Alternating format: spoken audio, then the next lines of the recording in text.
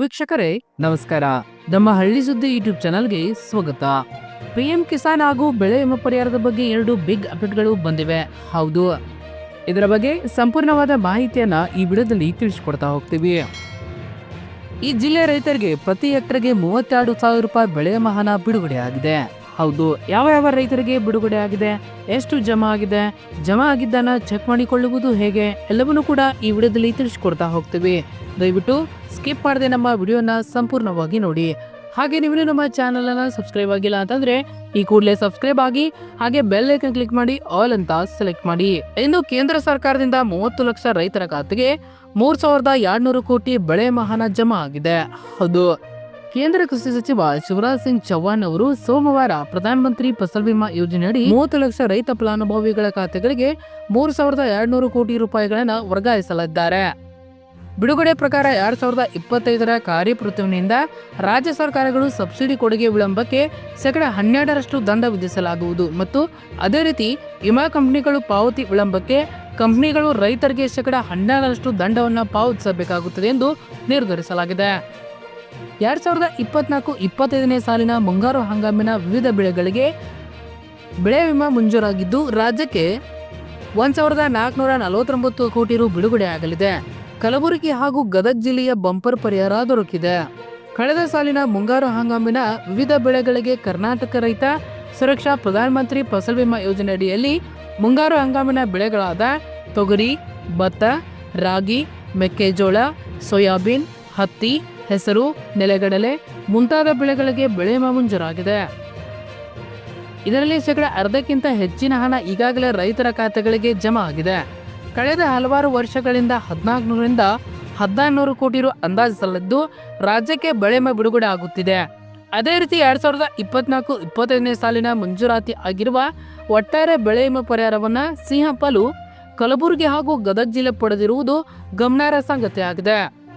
ಕಲಬುರಗಿಗೆ 3 ಪಟ್ಟು ಹೆಚ್ಚಳ, ಕಲಬುರಗಿ ಜಿಲ್ಲೆಯ 656 ಕೋಟಿ ರು ಹಾಗೂ ಗದಗ ಜಿಲ್ಲೆಗೆ 242 ಕೋಟಿ, ಹಾವೇರಿ ಜಿಲ್ಲೆಗೆ 95 ಕೋಟಿ, ವಿಜಯಪುರಕ್ಕೆ 97 ಕೋಟಿ, ಧಾರವಾಡಕ್ಕೆ 23 ಕೋಟಿ ಬೆಳೆ ವಿಮಾ ಹಣ ಮಂಜೂರಾಗಿದೆ. ಗಮನಾರ್ಹ ಸಂಗತಿ ಎಂದರೆ 2023-24ನೇ ಸಾಲಿನಲ್ಲಿ ಕಲಬುರಗಿಗೆ 189 ಕೋಟಿ ರು ಹಾಗೂ ಹಾವೇರಿಗೆ 400 ಕೋಟಿ ಬೆಳೆ ವಿಮಾ ಬಿಡುಗಡೆ ಆಗಿತ್ತು. ಗದಗ ಹಾಗೂ ಹಾವೇರಿ ಜಿಲ್ಲೆಗೆ ಸತತವಾಗಿ ಕಳೆದ 1.5 ದಶಕದಿಂದ 100 ಕೋಟಿ ರು ಅಧಿಕ ಬೆಳೆ ವಿಮಾ ಬಿಡುಗಡೆ ಆಗುತ್ತಲೇ ಬರುತ್ತಿದೆ. ಕಳೆದ ಮಾರ್ಚ್ನಲ್ಲಿ ಮುಂಗಾರು ಹಂಗಾಮಿನ ತೊಗರಿ, ಹೆಸರು, ಉದ್ದು, ಸೂರ್ಯಕಾಂತಿ ಸೇರಿ ಇತರ ಬೆಳೆಗಳಿಗೆ ಬೆಳೆ ವಿಮಾ ಪರಿಹಾರ ಮಂಜೂರಾಗಿದ್ದು ಅಕಾಲಿಕ ಹಾಗೂ ಕೊರತೆ ಮಳೆಯಿಂದಾಗಿ ಹಾನಿಗೀಡಾದ ರೈತರಿಗೆ ಈ ಬೆಳೆ ಪರಿಹಾರ ನಿಜಕ್ಕೂ ಆಸರೆ ಆಗುವಂತೆ ಮಾಡಿದೆ.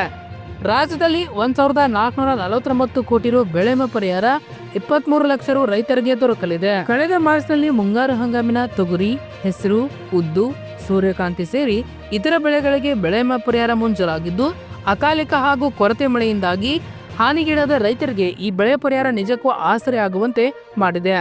ರಾಜ್ಯದಲ್ಲಿ 1,449 ಕೋಟಿ ರು ಬೆಳೆ ವಿಮಾ ಪರಿಹಾರ 23 ಲಕ್ಷ ರೈತರಿಗೆ ದೊರಕಲಿದೆ.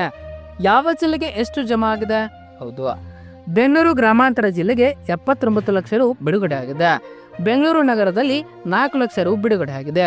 ದಕ್ಷಿಣ ಕನ್ನಡ ಜಿಲ್ಲೆಯಲ್ಲಿ 2.40 ಲಕ್ಷ ರು, ಧಾರವಾಡ ಜಿಲ್ಲೆಗೆ 23 ಕೋಟಿ, ಹಾವೇರಿ ಜಿಲ್ಲೆಗೆ 93 ಕೋಟಿ, ಉತ್ತರ ಕನ್ನಡ ಜಿಲ್ಲೆಗೆ 1 ಕೋಟಿ, ಚಿಕ್ಕಬಳ್ಳಾಪುರದಲ್ಲಿ 38 ಕೋಟಿ, ಕಲಬುರಗಿ ಜಿಲ್ಲೆಯಲ್ಲಿ 656 ಕೋಟಿ, ಉಡುಪಿ ಜಿಲ್ಲೆಗೆ 3 ಲಕ್ಷ,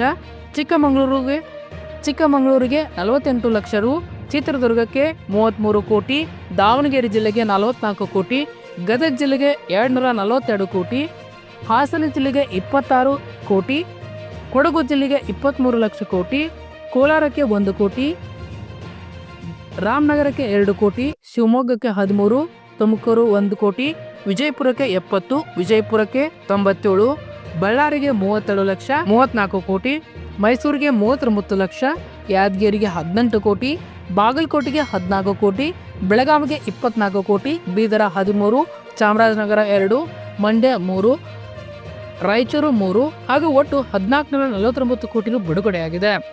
ಹಾಗಾದರೆ ನಿಮ್ಮ ಖಾತೆಗೆ ಬೆಳೆ ವಿಮಾ ಜಮಾ ಆಗಿದ್ದನ್ನು ಚೆಕ್ ಮಾಡಿಕೊಳ್ಳುವುದು ಹೇಗೆ? ಇಲ್ಲಿ ತಿಳಿದುಕೊಳ್ಳಿ.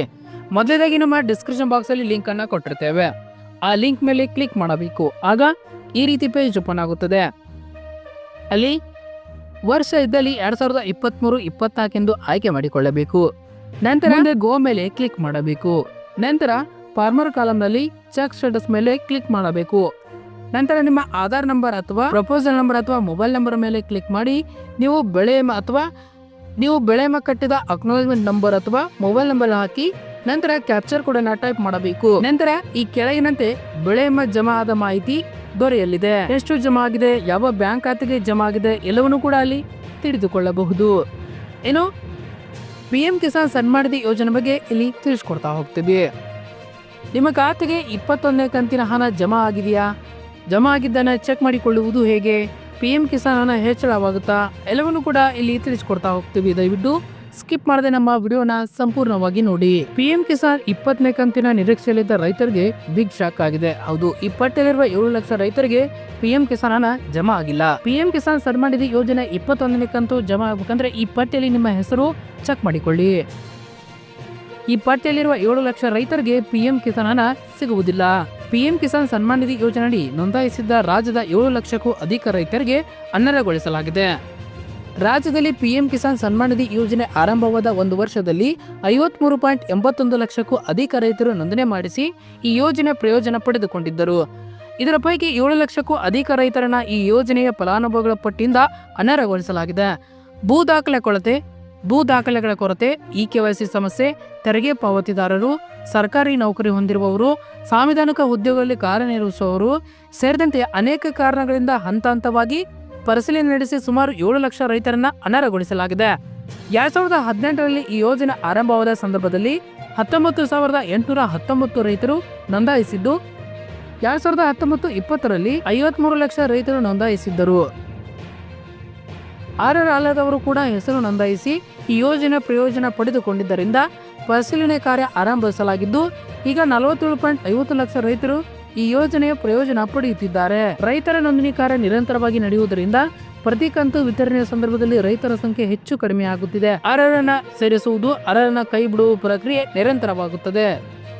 ಆಧಾರ್ ಮತ್ತು ಪಹಣಿಯೊಂದಿಗೆ ಫ್ರೂಟ್ ಐಡಿ ತಂತ್ರಾಂಶದಲ್ಲಿ ರೈತರು ರೈತ ಸಂಪರ್ಕ ಕೇಂದ್ರಗಳಲ್ಲಿ ಹೆಸರು ನೋಂದಾಯಿಸಿ EKYC ಒಂದಿಗೆ ಕಿಸಾನ್ ಸನ್ಮಾನ್ ಯೋಜನೆಯ ಪ್ರಯೋಜನ ಪಡೆದುಕೊಳ್ಳಬಹುದು.